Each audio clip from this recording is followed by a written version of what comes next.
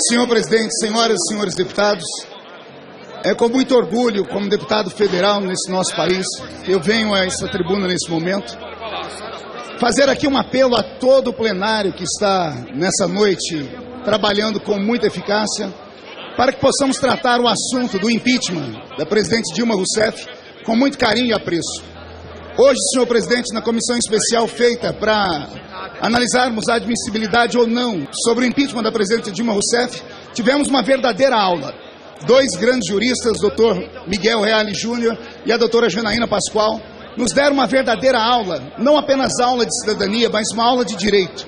Esses dois grandes brasileiros têm que ser lembrados para sempre na história do Brasil, como pessoas que fizeram aquilo que esse parlamento, durante anos, não conseguiu fazer, que foi parar e detectar os crimes cometidos pela então presidente Dilma Rousseff. Entre os crimes analisados e expostos no processo de impeachment desses dois grandes juristas, em quase 6.000 páginas, estão pedaladas fiscais, má gestão administrativa, malversação de recursos públicos, compra de apoio parlamentar nas suas emendas, etc. e etc. Hoje, senhor presidente, nós ouvimos uma verdadeira aula não apenas sobre as questões do impeachment, mas um apanhado de todas as leis que falam sobre o impeachment no nosso país. A grande jurista Janaína falou conosco sobre a Constituição Federal no seu artigo 85, no seu inciso 4, que fala sobre a lei orçamentária, que faz parte da responsabilidade da presidente hoje no nosso país. Citou também a lei 10.028 de 2000, e nesses ela citou dois artigos. O artigo 359-A, que cita a seguinte palavra: ordenar e autorizar ou realizar operação de crédito, intervenção no sistema interno ou externo sem prévia autorização legislativa, e também o artigo 359, a linha C, ordenar ou autorizar a assunção de obrigação nos 2 últimos quadrimestres do último ano do mandato ou legislatura, cujas despesas não possa ser paga no mesmo exercício financeiro ou, caso reste parcela a ser paga no exercício seguinte, que não tenha contrapartida suficiente da disponibilidade de caixa. Senhor presidente, talvez o medo que tenha o Partido dos Trabalhadores é que esses dois itens sejam extremamente analisados pela comissão e colocados em prática.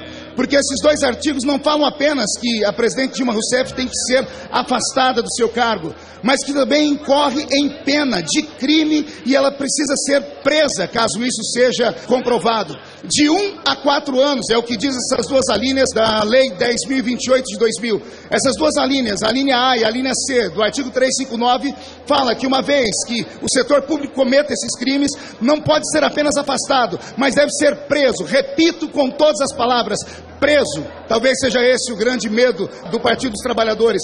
Não apenas isso, senhor presidente. A jurista também citou a Lei 1079 de 50, no seu artigo 10º e no inciso 9º, que eu quero aqui ler. Ordenar ou autorizar, em desacordo com a lei, a realização de operação de crédito com qualquer um dos demais entes da federação, inclusive as entidades de administração indireta, ainda que na forma de renovação, de refinanciamento ou postergação da dívida contraída anteriormente. Nesse artigo, senhor presidente, explicitamente, ela deixou bem claro que o governo que aí está fez aquilo que não devia, buscou empréstimos escusos junto a entidades que são filiadas ao governo, ou seja, o BNDES, a Caixa Econômica Federal. Houve crime, sim. Não há golpe nenhum em andamento, como insistem os petistas e a sua base em dizer. Se há golpe no Brasil, senhor presidente, esse golpe vem sendo aplicado há 13 anos. 13 anos de desestabilização da sociedade brasileira. E o que eu falo aqui não é nada constrangedor, mas é muito triste falar que o nosso país foi dividido. Eu ouvi agora, alguns minutos atrás, o líder do governo dizer que nesse momento aqueles que são deputados em oposição falam sobre dividir o país, que nós dividimos o país. Será mesmo que é a oposição que divide o país? Nesses últimos 13 anos, os irmãos brasileiros entraram em conflagração. Nesses últimos 13 anos, o Brasil foi dividido sim, mas foi dividido em castas, brancos e negros, índios e ruralistas, crentes e ateus. Nesses últimos 13 anos, o Brasil foi dividido entre ricos e pobres, nós contra eles, e é o que nós estamos vendo agora. Cada vez que um petista, alguém que é oposição ao impeachment, vem ao microfone da casa e grita golpe, e repete golpe, e mais uma vez fala em golpe, isso não atinge mais os ouvidos desse parlamento. atinge os ouvidos da população brasileira.